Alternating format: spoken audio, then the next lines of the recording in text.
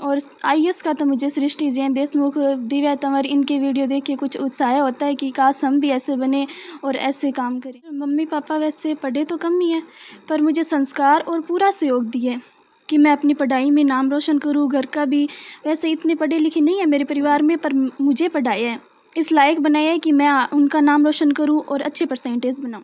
यही कि सर कि गलत संगति में मत जाना, अपनी पढ़ाई पे ध्यान देना, सीधे रास्ते जाना, सीधे रास्ते आना। तो कहती हूँ कि हर बेटी को पढ़ाया जाए कि वो भी अपने माता पिता का नाम रोशन करे, घर का, और पढ़े, अपनी ज़िंदगी में आगे बढ़े, कामयाबी करे और इन चार दीवारियों से निकल कर अच्छा नौकरी करे। नमस्कार, आप देख रहे हैं गढ़साना फर्स्ट और मैं हूं आपके साथ रमेश मेघवाल। 12वीं बोर्ड परीक्षा में एक बार फिर बेटियों ने शानदार प्रदर्शन करते हुए परचम लहराया है। तो आपको बता दें, अनूपगढ़ जिले के गांव नाहरावाली की होनहार छात्रा आयना गोस्वामी, जिसने 12वीं बोर्ड परीक्षा में 90.80% अंक हासिल कर इस इलाके का नाम रोशन किया है। और आज हम पहुंचे हैं आयना से बातचीत करने के लिए। क्या कुछ आयना की आने वाले समय में प्लानिंग है और कौन से फील्ड में जाना चाहते हैं। तो आयना, सबसे पहले स्वागत आपका। हाँ जी सर। तो आयना, सबसे पहले तो आपको बहुत बहुत बधाई, आपने 12वीं बोर्ड परीक्षा में शानदार प्रदर्शन किया है। Thank you sir.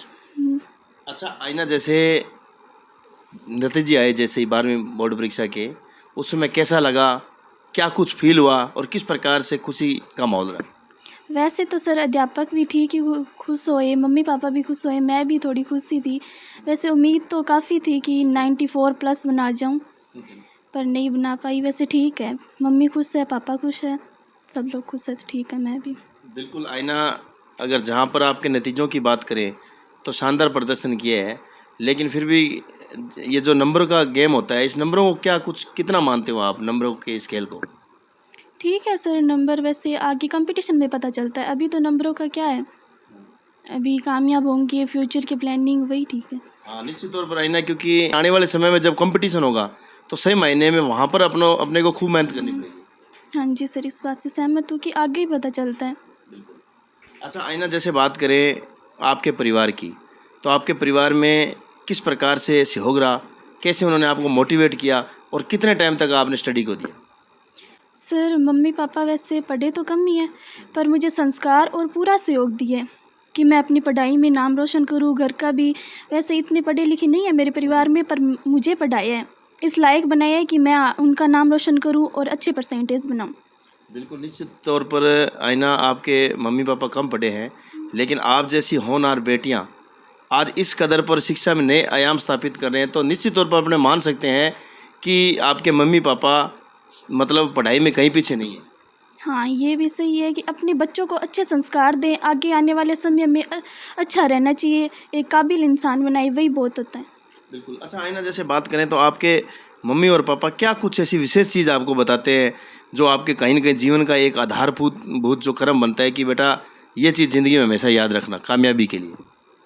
यही कि सर कि गलत संगति में मत जाना, अपनी पढ़ाई पे ध्यान देना, सीधे रास्ते जाना, सीधे रास्ते आना सर। तो आईना, कितना मानते हो इन चीज़ों को, क्या मानते हो कि यदि हमें ज़िंदगी में सफल होना है तो माता पिता बुजुर्गों की इन चीज़ों पर हमें अमल करना चाहिए। हाँ जी सर, मेरा सपना है कि मैं मेरे मम्मी पापा हैं उनका हर सपना पूरा करूं, और जो बात कहते हैं मैं उनको पूरा सुनती हूँ और पालन भी करती हूँ उन बातों का। बिल्कुल आईना, जैसे अभी बात करें एक बेटी होने के नाते, राजस्थान के अंदर जिस बेटी ने टॉप किया है वो भी बेटी है, और आप के आस पड़ोस में भी काफ़ी बेटियों ने इस बार नाम रोशन किया है। तो कैसा लगता है जब बेटियां मतलब इस क्षेत्र में आगे बढ़ती हैं।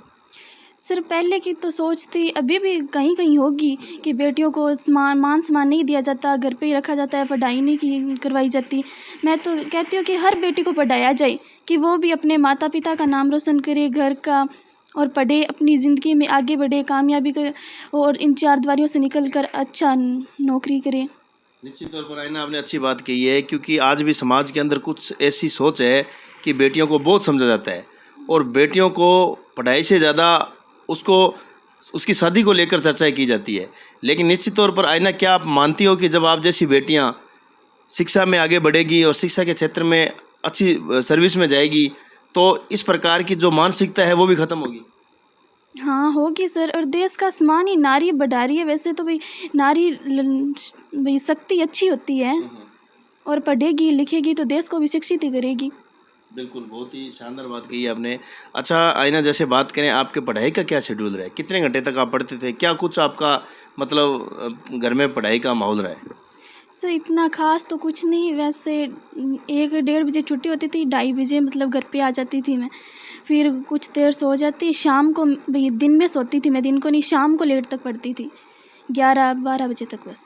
अच्छा आईना, जैसे अभी आपके विद्यालय की बात करें, जय श्री करनी पब्लिक उच्च माध्यमिक विद्यालय जिसमें आप अभी मतलब शिक्षा ग्रहण कर रहे हो, और कैसा माहौल है विद्यालय का? और स्पेशली बात करें आपके प्रिंसिपल का, आपके निर्देशक का या पूरी टीम का, किस प्रकार से उनका योगदान रहा है? मेरा मानना है कि सर इस पूरे क्षेत्र में हमारा विद्यालय वो बहुत अच्छा है। उसमें भई पढ़ाई के साथ-साथ अन्य गतिविधियाँ भी होती हैं, पूरे प्रोग्राम होते हैं और हमारी पढ़ाई में भी पूरा सहयोग रहा है उनका। टीचर्स का हर समय हमें मोटिवेट किया है और टेस्ट सीरीज़ बहुत सारी चीज़ें सिखाई है, जिससे आज हम भी इतनी 91% बना पाई हूँ। या हालाँकि मैंने कि 11वीं और 12वीं 2 ही क्लासें इस स्कूल से की है। अगर मैं भी शुरू से इस स्कूल में होती तो आज मेरे 96-97% होते। बिल्कुल है ना। अच्छा है ना, जैसे बात करें आपका जो विद्यालय है वो एक ग्रामीण परिवेश का विद्यालय है, और कहीं न कहीं शहरों की सुविधाएं और ग्रामीण की सुविधाओं की अगर बात करें तो काफ़ी फ़र्क रहता है। फिर भी क्या है कि मतलब गाँव की जो बेटियां हैं या जो ये विद्यालय है इसने शहरों को पीछे छोड़ा है। कितना मानते हो? क्या ऐसा नहीं लगा कभी कि अनूपगढ़ ज़िला बिल्कुल नज़दीक है, वहाँ पर शहर में पढ़ा जाए या कहीं अदर? नहीं सर, ऐसा मैंने तो नहीं सोचा। गाँव का स्कूल भी अच्छा ही होता है।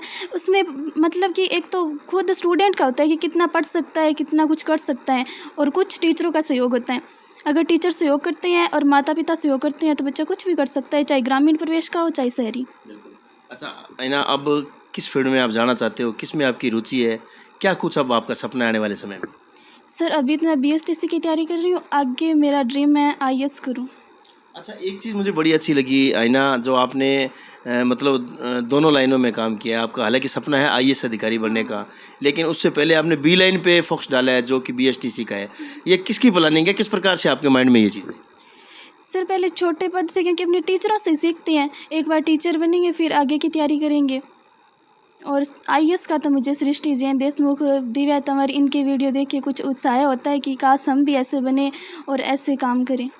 यदि मान लो आप कल को आईएएस बनते हो और आपका सपना पूरा होता है, तो मुख्य तौर पर किस चीज़ पर विशेष जोर दोगे आप?